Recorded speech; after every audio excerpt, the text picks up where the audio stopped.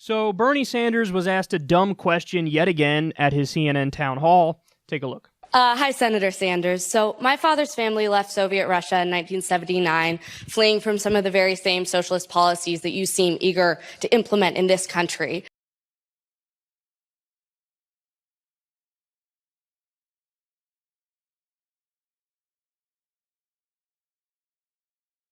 So my question is, how do you rectify your notion of democratic socialism with the failures of socialism in nearly every country that has tried it? And do you think that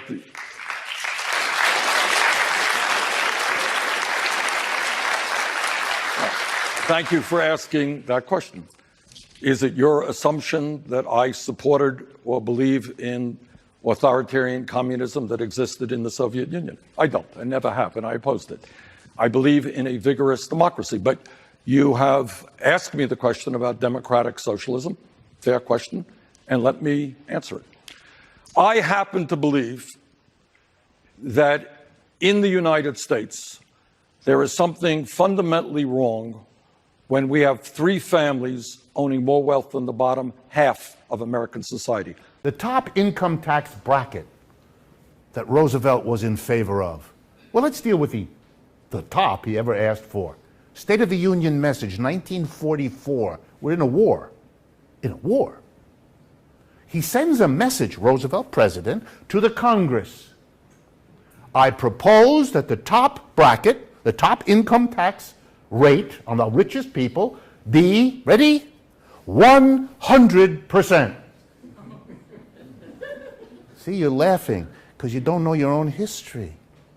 What does that mean? Here's what it means.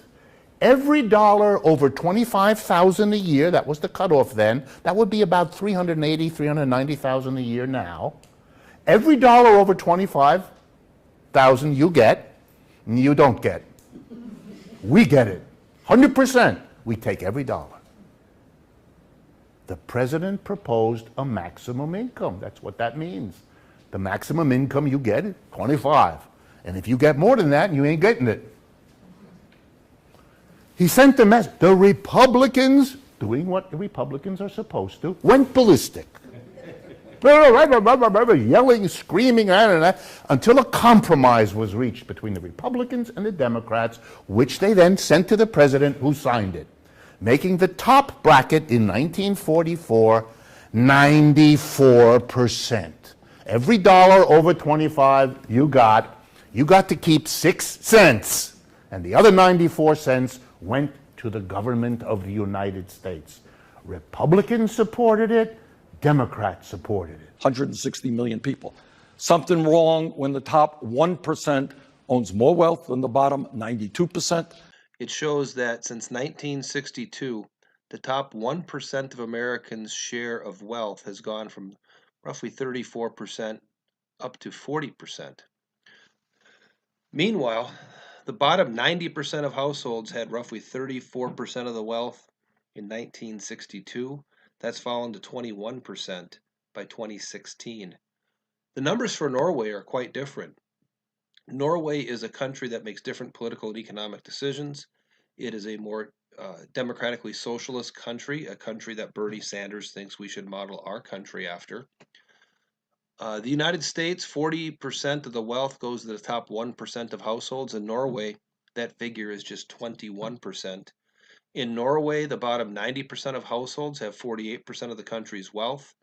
In the United States, the bottom 90% of the countries just have 21% of the wealth. Something very wrong when 49% of all new income today is going to the top 1%. And something is equally wrong when we have a corrupt political system made even worse by this disastrous Citizens United Supreme Court decision, which allows billionaires to spend unlimited sums of money to elect candidates who represent the wealthy and the powerful. So answer number one to your question is a radical idea. Maybe not everybody agrees, but I happen to believe we should have a government that represents working families and not just the 1% and powerful corporations.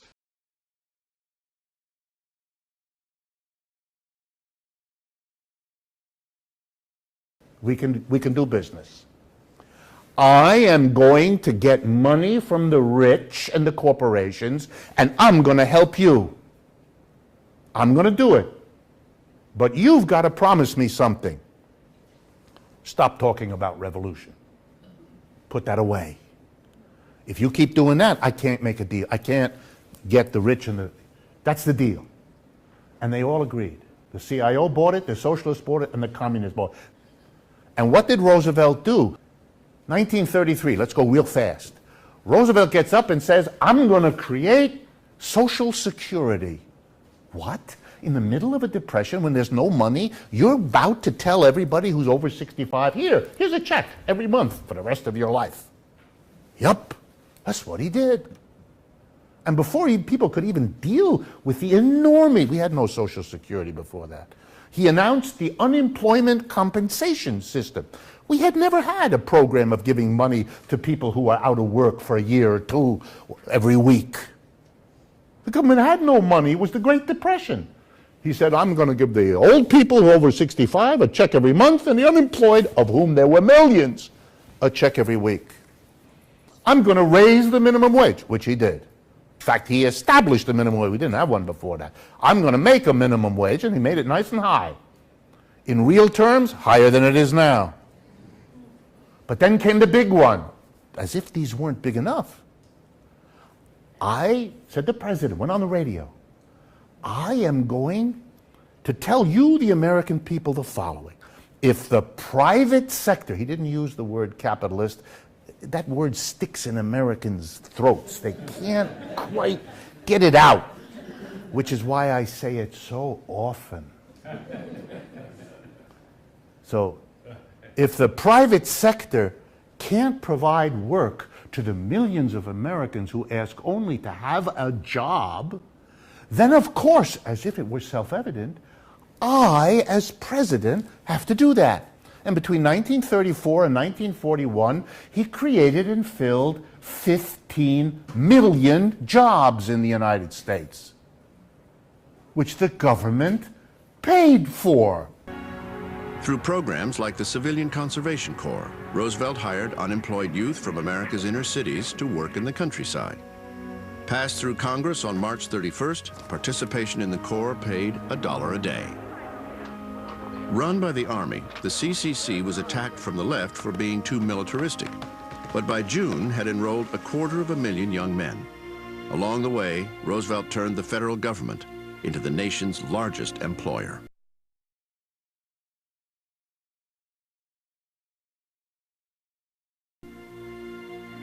I hope that all over the country they're in as fine condition as the camps that I've seen today. I wish that I could take a couple of months off from the White House and come down here and live with them, because I know I'd get full of health the way they had. They paid the salaries. Some of you visit the national parks. Many of those were built by those people, and so on. Year of the Roosevelt presidency, it was a strategy that appeared to be working.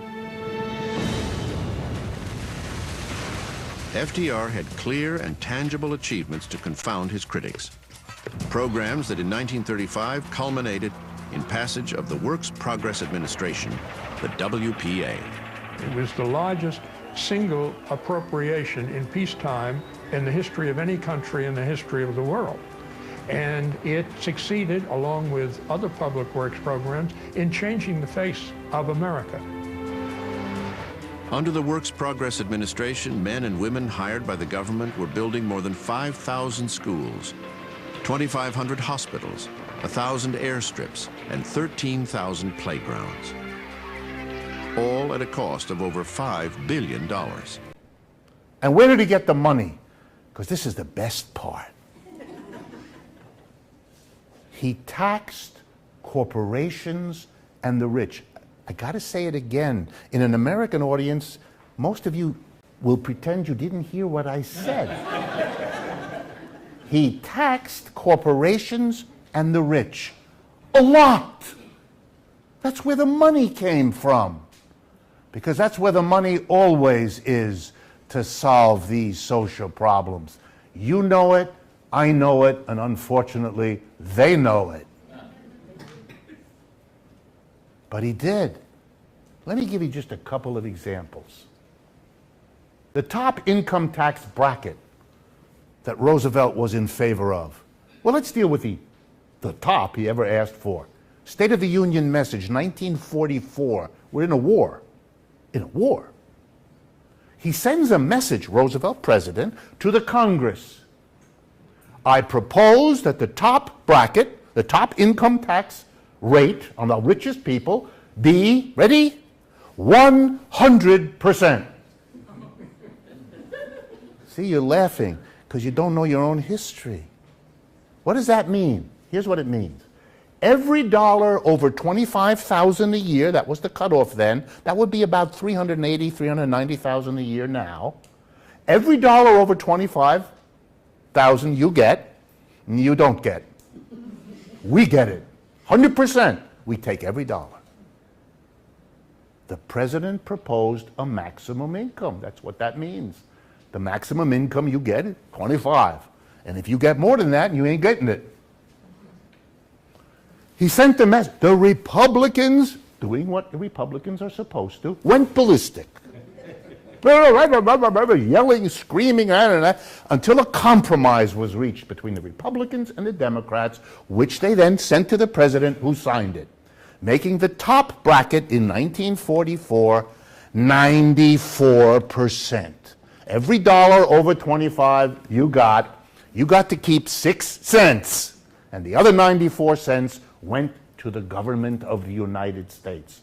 Republicans supported it, Democrats supported it. Even after Roosevelt died, for the next 20 years, the top bracket's within the 90%, 91, 92, and so on. Even in the 1970s, it was in the 70%.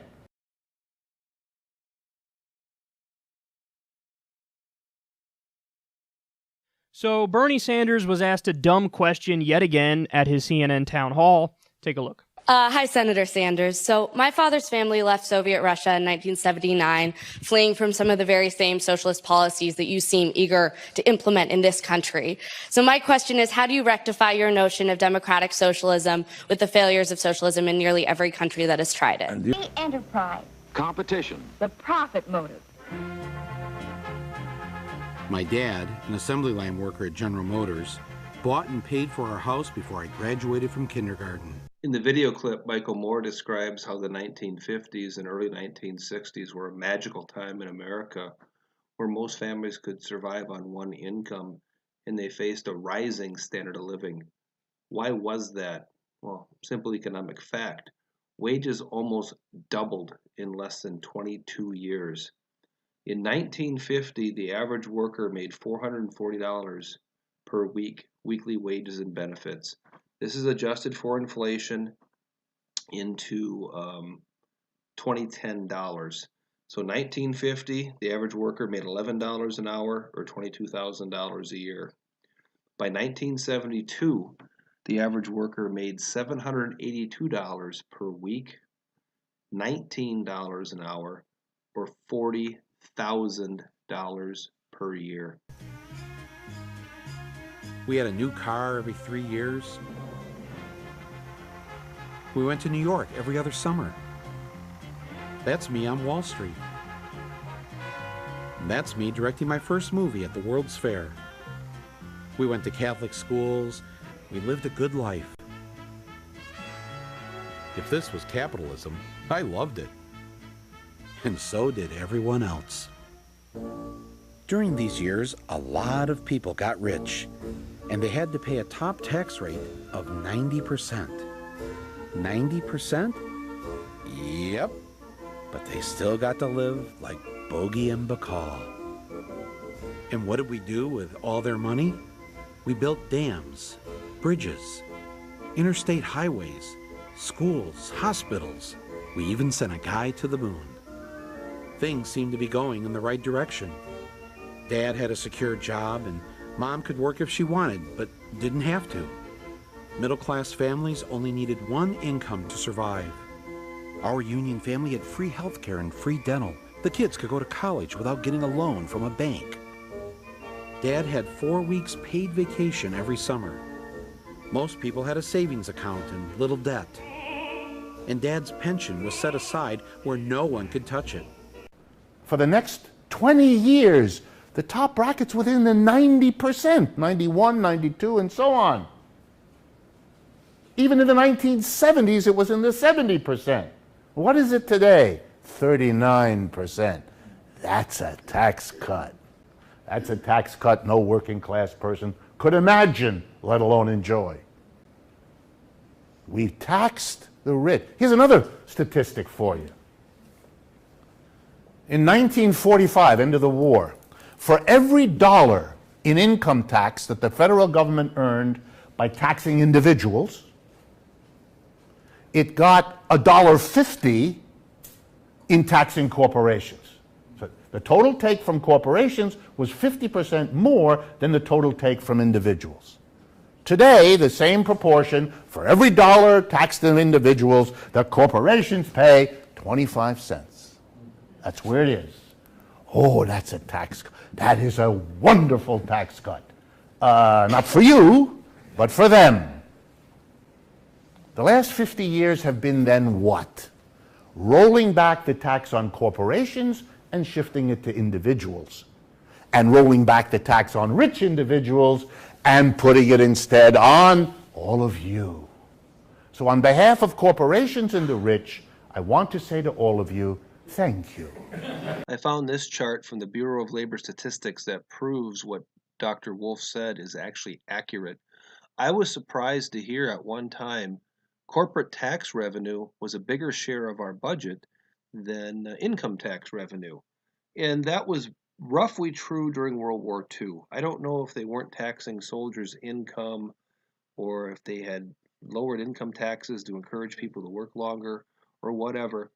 But individual income tax was roughly 30% of the federal budget in 1944. And 50% of the federal budget was this green area here, which is corporate income tax.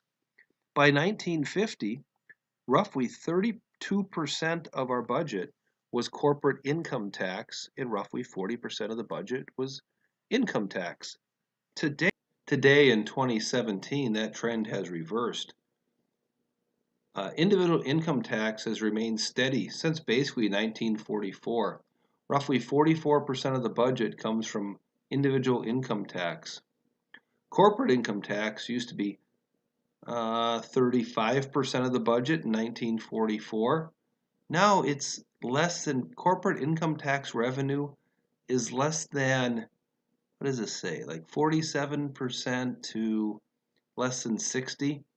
So 13 to 15% of our national government revenue comes from corporate income taxes. We say to the top 1%,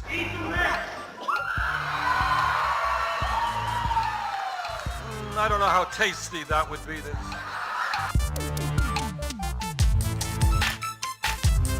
Anybody here know how much Amazon paid in taxes last year?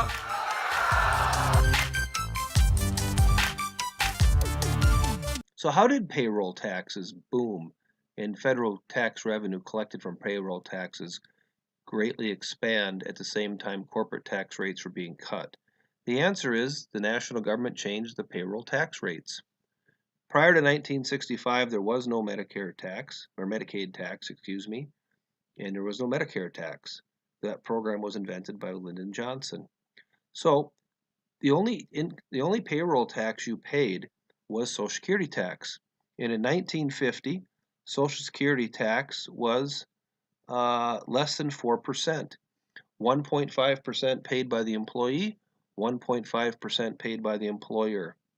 By 1962, it had risen to 7%, 3.5% paid by the employee, 3.5% paid by the employer. Then as you watch the line here, by the 1980s, it was a 12% Social Security tax and a 3% Medicare tax. So the combined tax rate was 15%. Half of that is paid by the employee, half is paid by the employer. My wife pays over 15% payroll tax on Social Security and Medicaid because she's self-employed. It's 7.65% of her income for state or for individual. And because she's self-employed, she also pays the 7.65% employer part of it. So she pays 15.5% of her income, or roughly $6,000 a year in Social Security and Medicaid tax and Medicare tax. She pays $6,000 in those two taxes. Our entire federal income tax due on all of our income, including my own, was only $7,000. So payroll taxes coming out of our paychecks each year are way more than our income taxes.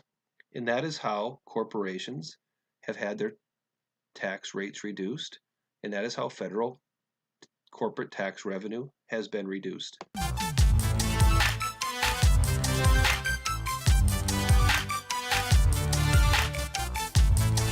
So here you have a corporation that made over $10 billion in profits, owned by the wealthiest guy in the world, and they paid zero in taxes. We will no longer accept the absurd situation where large corporations like Amazon, Netflix, and General Motors pay nothing in federal income tax.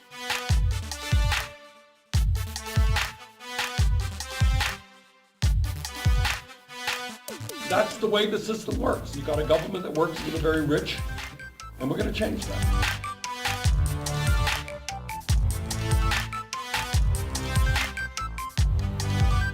Together, we are going to end austerity for working families and bring some austerity to corporate America.